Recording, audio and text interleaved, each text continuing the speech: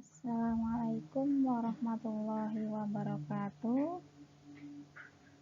Selamat siang menjelang sore teman-teman semuanya. Semoga selalu sehat. Alhamdulillah, hari ini kita bisa bertemu dalam dunia maya. Dunia maya yang sudah seperti keseharian kita.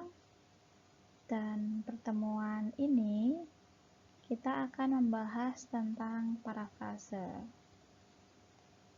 Bagi teman-teman yang sudah sering terlibat dalam penulisan karya ilmiah, pasti tidak asing dengan istilah ini.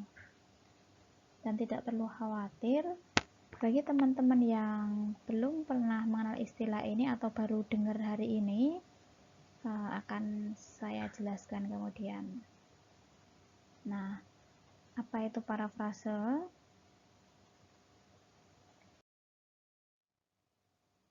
Di sini dituliskan bahwa parafrase itu adalah mengungkapkan ide atau gagasan orang lain dengan menggunakan kalimat kita sendiri, yakni tanpa merubah makna dan tetap menyebutkan sumbernya. Begitu, itulah parafrase. Dan parafrase itu merupakan cara mengekspresikan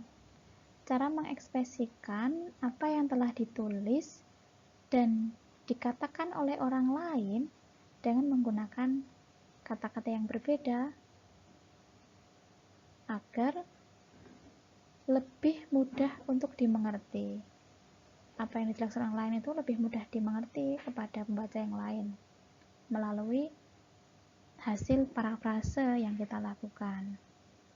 Parafrase itu juga kaitan dengan kemampuan seseorang untuk menulis ulang ide atau gagasan orang lain dengan kata kita sendiri dan ditampilkan dalam bentuk yang baru.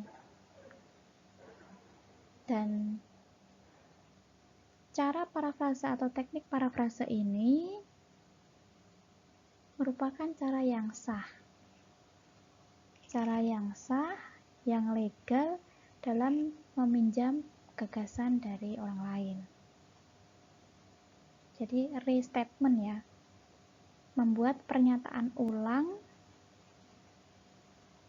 yang lebih lengkap dan lebih detail dibandingkan dengan sebuah ringkasan. Jadi parafrase dengan ringkasan itu mirip, tapi berbeda. Karena kalau parafrase itu lebih detail dan tetap mencantumkan sumbernya. Bukan berarti bahwa kalau kita melakukan parafrase itu terus menghilangkan ya, tetap memberikan atau menuliskan sumber dari apa yang sudah kita tulis. Nah, ketika kita membaca informasi tertulis yang apapun jenisnya, secara sederhana terdapat dua respon. Yang pertama respon objektif dan yang kedua adalah subjektif.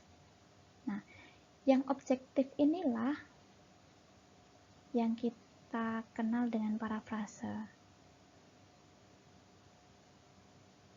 yakni menyampaikan informasi yang kita baca sesuai dengan ide dari penulis sebelumnya.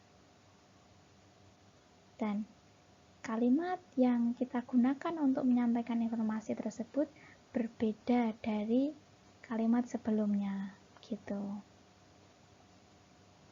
Kedua, yakni respon positif. Respon subjektif maksudnya. Nah, respon ini tergantung dari perspektif si pembaca. Bisa bermakna positif, bisa bermakna negatif, bisa persuasif, dan sebagainya. Oke. Kemudian, mengapa kita harus melakukan parafrase di dalam penulisan karya ilmiah, penulisan artikel gitu.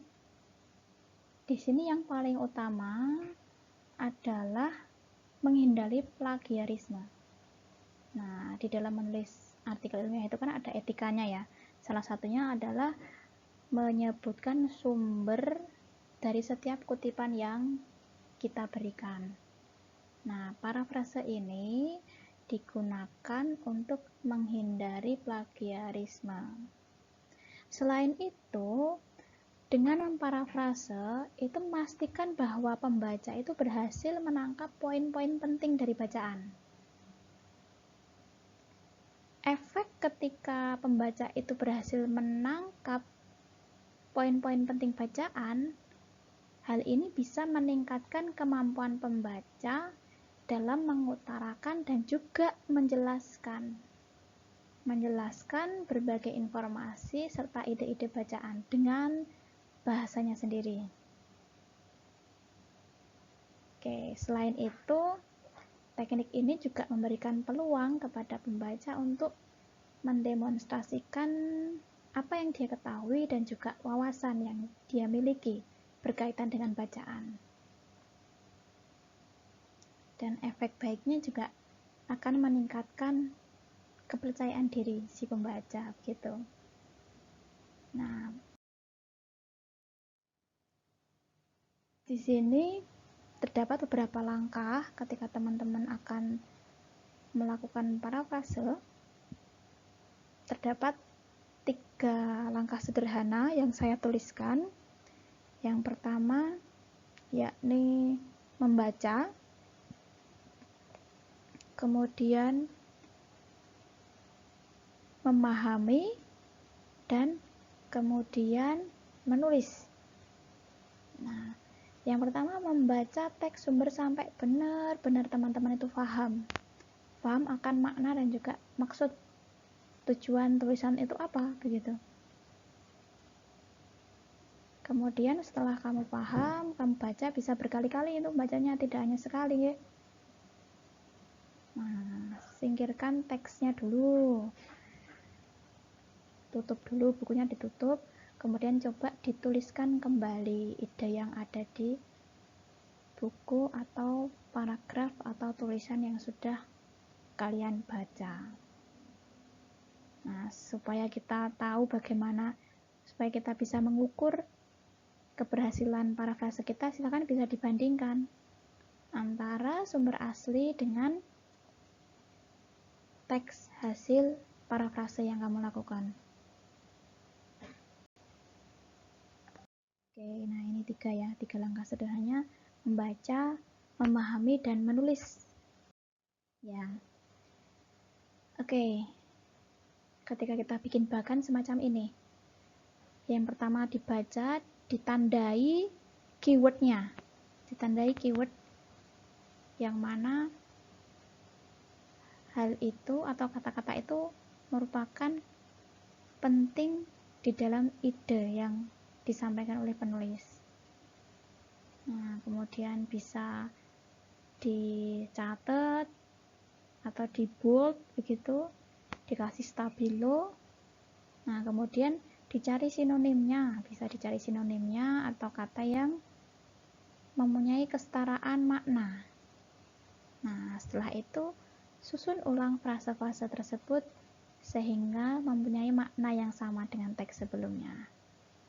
Nah, jika perlu teman-teman bisa melakukan penyederhanaan kalimat atau simplifikasi kalimat tersebut. Gitu. Kemudian ini contohnya di teks berwarna biru. Ini adalah teks asli, di sini sumbernya ya ini. Kemudian teks warna coklat, warna hijau, dan warna hitam. Ini merupakan hasil dari parafrase. Hasil dari parafrase teks yang berwarna biru. Nah, kemudian ini contoh selanjutnya.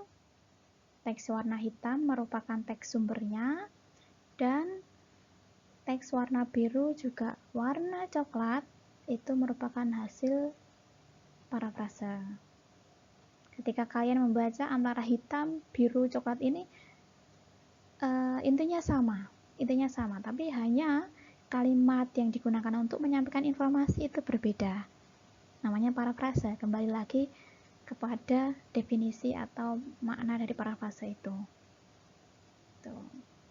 Nah, kemudian ini ada contoh yang lain. Banyak sekali contohnya. Nah, supaya lebih bisa dan juga teman-teman bisa menerapkan bagaimana memparafrasekan. Di sini saya memiliki 7 kalimat sederhana yang mana bisa kalian gunakan untuk berlatih parafrase. Nah, bagaimana cara mengerjakannya? Silahkan teman-teman dibuat tabel, lebih mudah ya untuk membandingkan antara sumber asli, teks aslinya dengan hasil parafrase kamu. Silahkan bikin tabel. Sebelah kiri itu gunakan taruhlah sumbernya atau teks aslinya, kemudian bagian kanan teman-teman bisa menuliskan hasil parafrase yang sudah kalian susun begitu. Nah, hasil tersebut silahkan diunggah di dalam kolom Google Classroom yang sudah saya buat di sana gitu. Oke, silahkan bisa dibaca kembali informasi yang saya sampaikan. Apabila ada hal yang kurang jelas, silahkan bisa ditanyakan di kolom komentar, begitu bisa kita diskusikan di sana. Nah, berdasarkan beberapa kalimat yang 1-7 ini, silahkan teman-teman lakukan parafrase dan dokumennya dikumpulkan di Google Classroom gitu. Oke, terima kasih teman-teman. Sekian yang dapat saya sampaikan kaitan dengan parafrase. Akhirul kalam, wassalamualaikum warahmatullahi wabarakatuh.